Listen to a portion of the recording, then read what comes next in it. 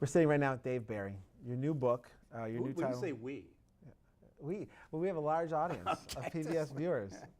They're all around us. But they're not sitting with. Okay, go ahead. No, it's just the two of us. Actually, we're sitting in a dark, quiet room right now, just the two of us, to talk about your new book, You Can Date Boys When You're 40. And the subhead is Dave Barry on parenting and other topics he knows very little about. And the other topics is actually pretty important here because you've made it abundantly clear at the beginning of the book, this is not a parenting book at all. Right. I really never write my books almost never have an actual topic or point, or there's really never any information in them, really.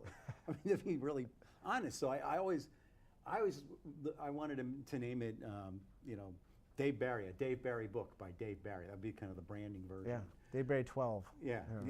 It's like the Beach Boys albums. Right. What are they about? Well, they actually are more about something than my books are. But so this is right. They like the idea of it because one of the essays is on parenting, and so they made that the title. But then they had to have a subtitle to explain that the title was pretty much a lie.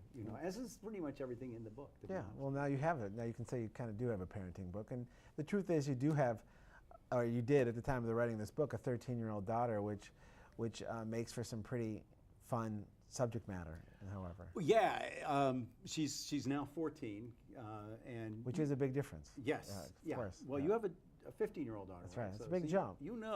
And like me, your previous your children, my child, were boys, and I don't know if you agree, that there's a gigantic difference between, on several levels, between parenting boys and parenting girls. Oh goodness, yeah. Like, I really didn't worry that much. I mean, I know this is irresponsible. I didn't worry that much about my son, and I should have, because he had there's a card for every 10th fracture at the hospital is free. He had he had that. He was he was in physical danger all the time, and it was always his own personal fault. And my daughter nothing, very careful, whatever. But hormonally, when Rob, my son, went through puberty, it was he became a larger, hairier, smellier boy. But he was, he didn't turned into a dude. Didn't change that much, really. Right. He didn't talk that much before. He didn't talk that much after. And with Sophie, it was this major transformation, physically it's scary, terrifying to me as the transformation. And she's a good kid, but the transformation caused boys to come around, which really I find deeply troubling. Yeah, I think you wrote in the book something about what you'd like to do is trap them and release them in the wild of the Everglades. I would like to have a steel trap outside the door, and when I caught a boy in it, because it's the door is how they get in the house. Yeah. And I would take them out in the Everglades and release them in a humane manner. Yeah. The funny thing is, you talk about these boys that are now coming around your house. Of course, you had your own sons who were then probably going around other girls' houses. That was fine by me. It was all good.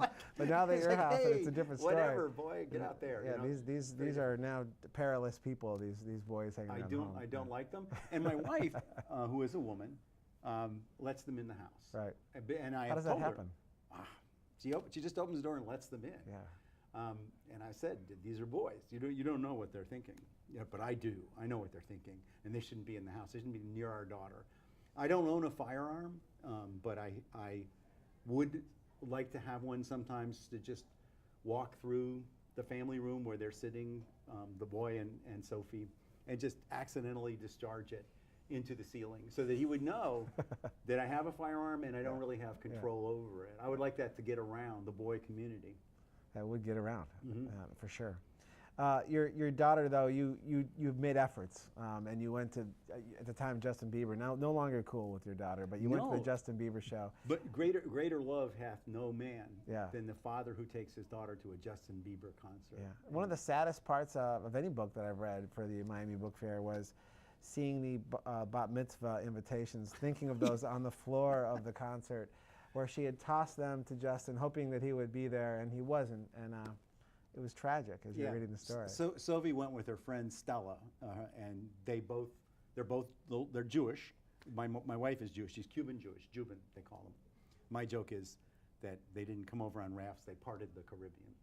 Anyway, Sophie was going to have a bat mitzvah when we went to see Justin Bieber, and so she and Stella brought invitations. They wanted to invite Justin Bieber, right. and And they, yeah, as you say, they flung them in as he pranced by, because they don't hold still. The musical acts today, these musical acts today, when I used to go to musical acts like the Rolling Stones, they held still. They're in one spot on the stage. You could spot them anytime you. Mick might dance around a little bit, but everybody else was just, pretty much holding still. Now there's a lot of motion. Justin Bieber's running over here. He's running over here. It sucks. I don't mean don't buy my book. Let me get that across.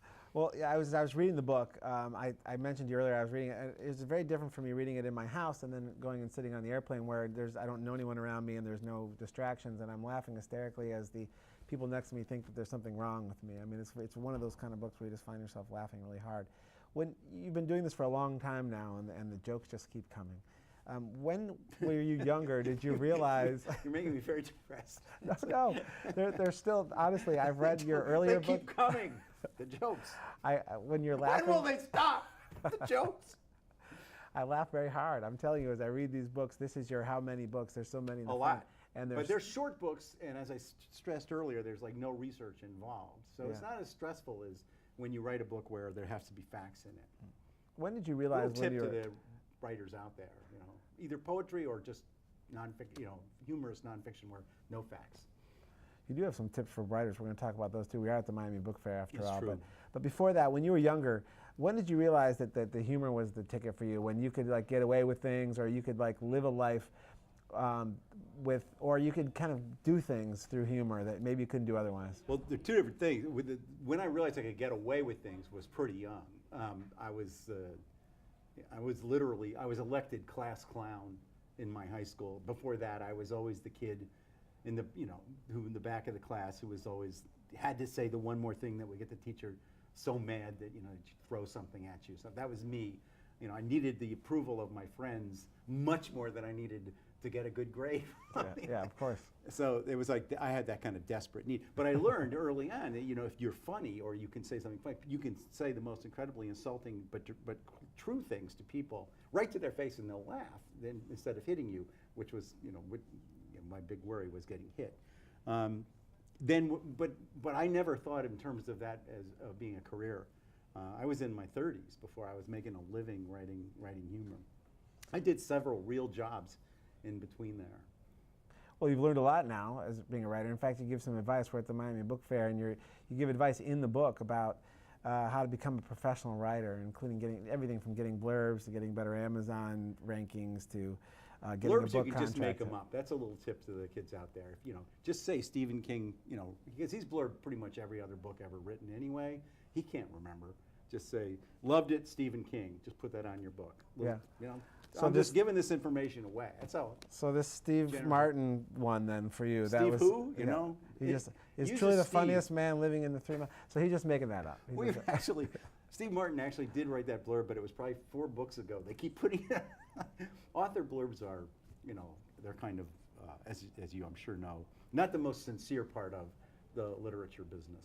Yeah. Well, you tell another funny story in here. You talk about your wife, who single-handedly made the Kite Runner like a colossal bestseller. Yeah, my wife, when she decides that she likes a book, she will make it a bestseller if it kills her. I truly think that the Kite Runner became a bestseller because of my wife. She would not let people not buy it. We'd go to a bookstore, and she would go and pick it up, and I'm not kidding, make people buy this book, even if they already owned it. Even if they were the owners of the bookstore, she'd make them buy that book. And I didn't know what I would say, why don't you make one of my books into a bestseller? Yeah. And she would always tell me she likes my books, but I've never seen her force someone to buy my books. Yeah. And I've seen her force people. You got to to buy find your way into this. So I finally ran into the Kite Runner guy, and I told him that he owed me big time. But well, she's here, so if she can give the Khaled Hosseini treatment to all the writers at the Miami Book Fair, or at least find 1 or 2. Or me, or just why not me? Apparently it's not going to be you. I don't think it's going to be you. Yeah, I'm not sure.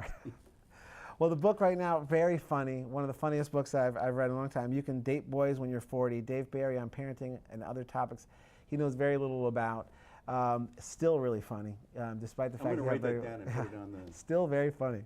Yeah, but thank you very much. Not as unfunny as you might think he'd be now, considering how old he is and how many jokes he is getting old, but they're still funny. Yeah. It's great to have you here. Thanks very much for joining us. Yeah, it was a lot of fun.